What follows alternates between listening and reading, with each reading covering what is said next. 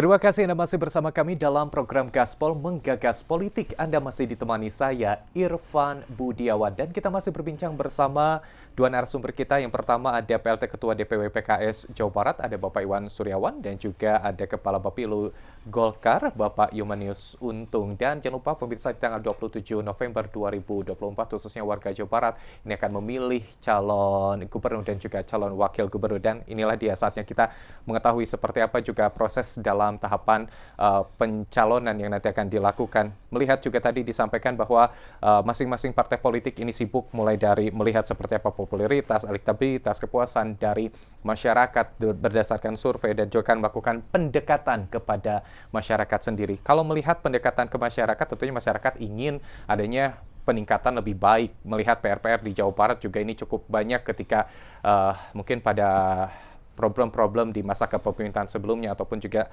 PR-PR yang masih menjadi cukup besar untuk diselesaikan. Saya ke Pak Untung terlebih dahulu. Pak Untung, apa yang menjadi paling besar PR yang harus diselesaikan oleh bakal calon ataupun juga calon pemimpin mendatang di Jawa Barat, Pak Untung? Kan sesungguhnya eksistensi pemerintahan, termasuk pemerintah di daerah itu adalah terasa kalau kemudian tingkat kesejahteraan masyarakat itu meningkat, membaik, dan itulah hakikat pentingnya adanya pemerintah gitu ya. Nah, kalau dilihat dari itu, maka memang akan banyak variabel yang harus kita diskusikan. Tetapi saya ingin meringkaskan saja bahwa dari hasil survei kita punya optimisme bahwa kepemimpinan gubernur yang lalu, ya Pak Ridwan Kamil, ternyata diterima oleh masyarakat. Dan itu terukur, terbaca melalui tingkat kepuasan masyarakat terhadap kepemimpinan Pak Ridwan Kamil.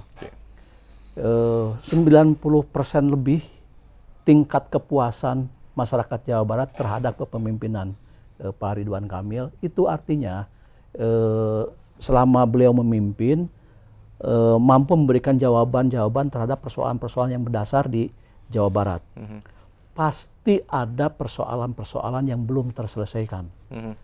Karena persoalan di Jawa Barat ini bukan persoalan yang mudah diselesaikan seperti mudahnya membalikkan tangan. Tetapi kalau dilihat dari indikator tingkat kepuasannya sudah mencapai 90%, artinya masyarakat Jawa Barat mempersepsikan bahwa Pak Ridwan Kamil itu memiliki prestasi. Kalau tingkat kepuasannya rendah, berarti prestasinya jelek.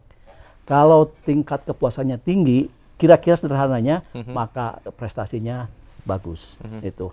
Dan keterukuran yang kedua, misalkan Pak Ridwan Kamil selama memimpin Jawa Barat itu, beliau menerima 550 penghargaan nasional dan internasional. Pengakuan itu suka tidak suka juga mencerminkan tingkat keberhasilan kepemimpinan beliau. Sekalipun hakikatnya kepemimpinan mengelola Jawa Barat itu bukan kepemimpinan person, tetapi kepemimpinan bersama. Jadi bagaimana parlemen, DPRD, Provinsi Jawa mengambil keputusan, itu juga kontribusi. Bagaimana kemudian eksekutif bersama-sama di dalamnya mengambil eksekusi, mengambil kebijakan, mengimplementasikan program-program, itu juga punya peran. Nah, termasuk masyarakat. Itulah sebabnya menurut kita, walaupun kita masih melihat ada persoalan, tetapi kita melihat bahwa ada faktor plus dari Pak Ridwan Kamil.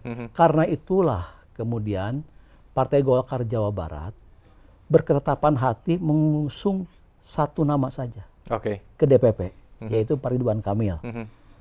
Keputusannya di DPP. Nah, gitu. Nah, bagaimana keputusannya? Tentu DPP tidak akan ujuk-ujuk mengambil keputusan. DPP juga akan mengambil keputusan berdasarkan fakta-fakta terukur. Dan kita berkeyakinan betul bahwa DPP juga akan mengambil keputusan selaras dengan Gerentes HT Oke. dari warga Jawa Barat. Oke. Keterukurannya apa? Karena ada 72% masyarakat Jawa Barat yang saya survei ya, di indikator kalau tidak salah masih menghendaki Pak Ridwan Kamil untuk melanjutkan kepemimpinannya. Oke, ini sudah dipastikan ya. Tadi Pak Untung menyampaikan bahwa Golkar Jawa Barat sudah menentukan satu nama saja ya Satu Pak nama ya. saja. Kang Emil, baik ini soal juga karena tadi melihat survei kepuasan 90% berarti ada 10% lagi PR. Kalau Pak Iwan melihatnya seperti apa PR-nya apa nih Pak Iwan? Ya, membangun sebuah daerah, sebuah provinsi di dalam proses pilkada ini dan juga proses kepemimpinan kan ini pembangunan yang berjalan ya, tidak membangun sesuatu yang baru.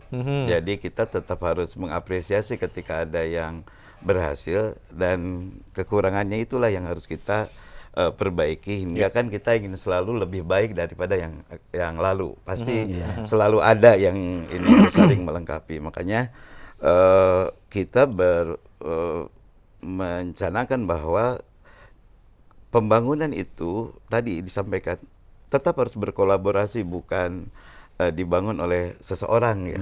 Tetapi ketika dia jadi pemimpin, maka dia pun harus bekerja sama dengan yang lain.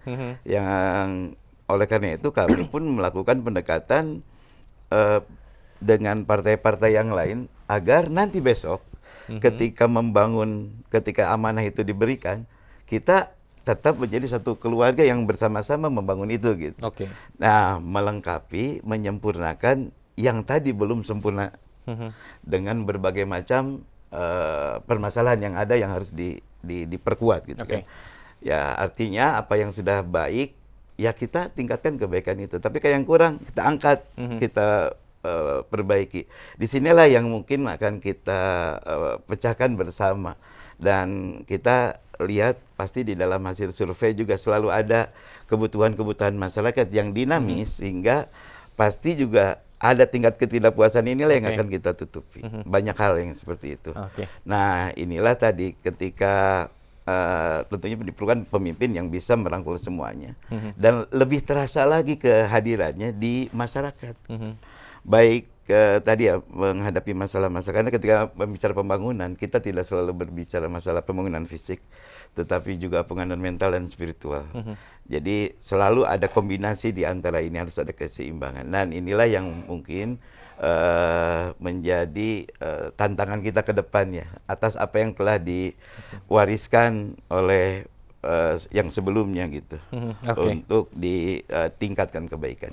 Baik. Jadi masing-masing sebetulnya sepakat tanggung jawab tidak hanya di siapapun yang memimpin, tetapi bagaimana pemimpin itu bisa berkolaborasi ya untuk menyelesaikan permasalahan-permasalahan yang ada di Jawa Barat. Dan pemirsa, kita akan pertanyakan juga tentunya pasca pemilihan legislatif, terutama di Jawa Barat sendiri, masing-masing kursi di DPRD provinsi ini sudah ada seperti itu, dan seperti apa nanti koalisi yang akan dibangun ya oleh Partai Golkar, oleh Partai PKS. Nanti kita hadirkan perbincangannya seusai jeda. Tetaplah bersama kami dalam program Gaspol Menggagas Politik.